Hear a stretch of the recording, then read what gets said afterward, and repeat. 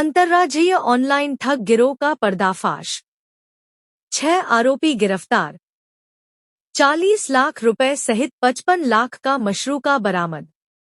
बालाघाट कोतवाली थाना अंतर्गत प्रेमनगर निवासी शोभा सोनेकर ने विगत दिनों थाना कोतवाली बालाघाट में बीमा क्लेम एवं एजेंट कोड दिलाने के नाम पर ऑनलाइन धोखाधड़ी की रिपोर्ट की थी। थाना कोतवाली में फरियादिया की रिपोर्ट पर अपराध पंजीबद्ध कर विवेचना में लिया गया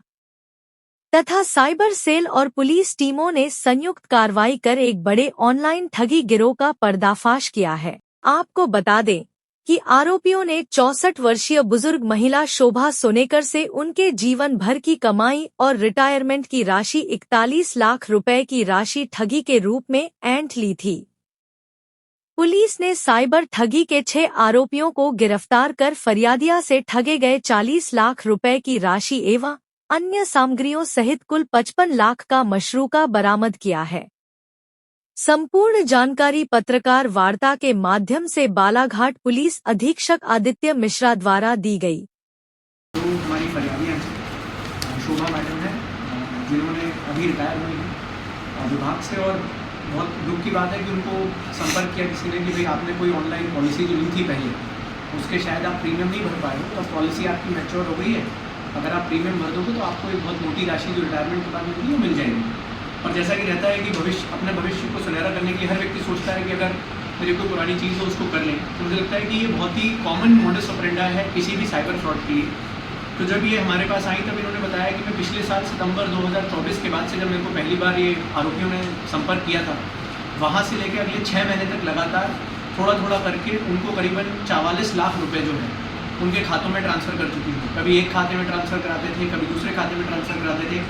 फिर इसके बाद कभी इनको रिसीट्स भेजते थे कि आपका जो पैसा आपने जमा कराया है ये इंश्योरेंस रेगुलेटरी डेवलपमेंट अथॉरिटी के पास हमने जमा कर दिया है। ऐसे करके बेचारी मुझे लगता है 6-7 महीने तक परेशान होती रही। उसके बाद जब उनको समझ में आने लगा और काफ़ी दिनों तक उसके बाद भी 4थे महीने के बाद भी उनसे लगातार संपर्क करके पूछती नहीं कि भाई हमारे पॉलिसी का जो मैच्योरिटी अमाउंट है वो हमें कब प्राप्त होगा। और जब उनको 2-4 महीने बाद समझ में आया कि यार बार बार संपर्क करने के बाद नंबर बदलते जा रहे हैं, फ़ोन नहीं उठाते हैं, फ़ोन स्विच ऑफ कर लेते हैं, तब उन्होंने पहली बार हमें संपर्क किया था। पहली बार जब हमें संपर्क किया था हमें भी लगा था कि भाई इतना पुराना क्योंकि केस हो चुका है और लगातार काफ़ी लंबे समय से इस तरह का उन लोगों ने पैसा इनसे अकाउंट में डलवा लिया है। हमने जब इसकी फाइनेंशियल इन्वेस्टिगेशन स्टार्ट की तो पता चला कि ऑलमोस्ट सारा पैसा जो है वो जिस दिन फ्रॉड के अमाउंट को निकाला जाता था उसी दिन उसका कैश विड्रॉल हो जाता था। पहले वो एटीएम में जाता था, एटीएम के माध्यम से वो मल्टीपल अकाउंट्स में ट्रांसफ़र होता था और लेयरिंग होने के बाद वो अलग अलग जगह से विड्रॉ हो जाता था। मुझे लगता है जो हमारी साइबर फाइनेंशियल एनालिसिस की टीम है उन्होंने बहुत अच्छा काम किया कि उन्होंने इन सारे लेयर्स को पढ़ने के बाद एक पैटर्न्स डेवलप किए कि ये सारा पैसा जो मूवमेंट हो रहा है ये कहाँ से हो रहा है। एक चौंकाने वाली बात ये थी कि जिन कंपनीज़ के नाम पे ये अकाउंट्स खोले गए थे उन कंपनीज़ का अगर आप फाइनेंशियल ट्रांजैक्शन देखेंगे तो करोड़ों में मूवमेंट हो रहा है पैसे का,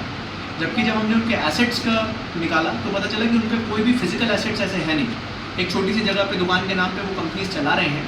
और पर फाइनेंशियल एसेट्स जो अकाउंट्स में मूवमेंट हो रहा है वो काफ़ी बड़ी संख्या में हो रहा है। साथ ही साथ इसके साथ एक विशेष चीज़ पता चली कि जो भी बैंक अकाउंट नंबर्स हैं उसमें बार बार मोबाइल नंबर्स चेंज होते जाते हैं और चेंज होने के बाद वो किसी न किसी ऐसे आदमी के नाम पे होते हैं जिसको जब हमने टच किया या उनसे स्टेटमेंट लिए तो पता चला कि कोई मजदूर है, कोई काम कर रहा है, किसी को बोला कि भाई आपको प्रधानमंत्री आवास योजना का पैसा आना है, उसके लिए आपका खाता बुला लीजिए, आपको किसी सरकारी स्कीम का खाता लिए आना है। तो ये बात बिल्कुल क्लियर हो गई थी कि ये जो स्कीम है ये पूरी चलाई इसलिए जा रही है कि लोगों का पैसे को रीराउट करके लेयरिंग करके उसके बाद विड्रॉ किया जा सके। तो लगातार हम लोग पिछले 1-1.25 महीने से हमारी टीम्स इसमें काम कर रहे थे। पहले हमने बड़ा साइलेंटली इसके पूरे फाइनेंशियल ट्रेल को इस्टेब्लिश किया। इस्टेब्लिश करने के बाद फिर हमने एक साथ मल्टीपल टीम्स बना के रेड की, जिसमें रेड में वाराणसी था, नोएडा था, गाजियाबाद था, न्यू दिल्ली था और बिहार थी। और हमें एक साथ रेड करना इसलिए भी आवश्यक था क्योंकि हमें पता था कि अगर एक बार भी किसी को चेन में पता लग गया कि पुलिस उनके बारे में जानने लगी है तो फिर उसके बाद बाकी लोग अपना फ़ोन स्विच ऑफ कर लेते हैं या लोकेशन चेंज करने लगते हैं।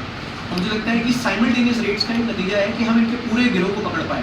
क्योंकि जब भी हम किसी व्यक्ति से बात करते थे वो बोलता था कि मैंने पैसा निकाल के थर्ड आदमी को दे दिया। तो इसलिए सबसे इंपॉर्टेंट किसी भी फाइनेंशियल ट्रांजैक्शंस में या ऐसे साइबर फ्रॉड में रहता है कि आप पूरी चेन के एंड चेन को अगर पकड़ लेंगे तो मुझे लगता है कि वही चीज़ हमारी टीम ने करके दिखाई है। और मुझे लगता है कि 14,500 किलोमीटर खुद चले हैं और मैंने खुद देखा है कि हम लोग जब मॉनिटर करते थे अभी भी टीम जो है लगातार 48 घंटे से बिना सोए वापस अभी दिल्ली से लेके आई है अभी आरोपियों को हम लोग कोर्ट में पेश करेंगे, फिर रिमांड वापस लेंगे और करीबन 10 बार तो टीम्स, विभिन्न टीम्स जो हैं वो वाराणसी, नोएडा, गाजियाबाद सब जगह गई हैं। और ये ना केवल एक अनटायरिंग प्रोसेस रहता है, पर व्यक्ति को हमेशा का अनुभव ये रहता है, आस नहीं रहती है कि कभी फाइनेंशियल फ्रॉड्स का पैसा वापस निकलेगा। पर मुझे लगता है कि जो टीम्स ने काम किया है वो बहुत ही इंपॉर्टेंट था और बहुत ही महत्वपूर्ण था कि ऑलमोस्ट करीबन 40 लाख रुपीज़ कैश, पर साथ साथ इनकी जो भी कंपनीज ये चला रहे थे उनके सारे डॉक्यूमेंटेशन, इनका जो पूरा कॉल सेंटर चल रहा था उस कॉल सेंटर की सारे डिटेल्स, प्लस इन्होंने इनके पैसे से यूज़ करके जो गाड़ी परचेज करी थी उस गाड़ी को भी, मुझे लगता है कि सारी चीज़ों से एक चीज़ तो बहुत सिद्ध है कि यदि हम लोग पूरी फाइनेंशियल ट्रेनिंग को चेक करना चाहें तो उसको करा जा सकता है। और मैं पूरी टीम का धन्यवाद देता हूँ, खासकर दारिमा साहब जो हमारे इंस्पेक्टर हैं, अभी इन्होंने बालाघाट ज्वाइन किया है, और इनके साथ जो भी सब इंस्पेक्टर्स थे, चाहे वो इसके विवेचक जौनवार हों, सब इंस्पेक्टर अभिमन्यु हों, दिलीप हों, इन सभी लोगों ने, और हमारी साइबर की टीम खासकर, चाहे वो अभिलाष हों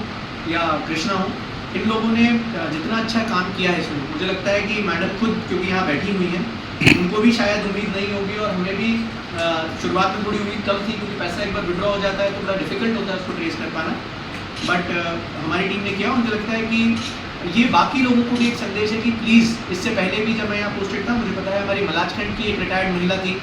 ऑल्दो उनका अमाउंट 6-6.5 लाख का था, पर फिर भी हमने जब उस ट्रेन को पूरा खोला था तो उसमें कई लोग इसमें इन्वॉल्व मिले थे। इसमें एक महत्वपूर्ण चीज़ है कि ये जो अंतर्राज्यीय गिरोह था, कि वर्तमान में महाराष्ट्र क्राइम ब्रांच भी इनकी तलाश में है, जिला इंदौर की मऊ पुलिस जो है उनके यहाँ भी इनसे संबंधित इनका अपराध है, धार में धामनोद थाना जो है उसकी पुलिस को भी इनकी तलाश थी, और काफ़ी समय से ये सारी पुलिस इनकी तलाश तो कर रही थी पर पूरी चेन कभी पकड़ी नहीं जा रही थी।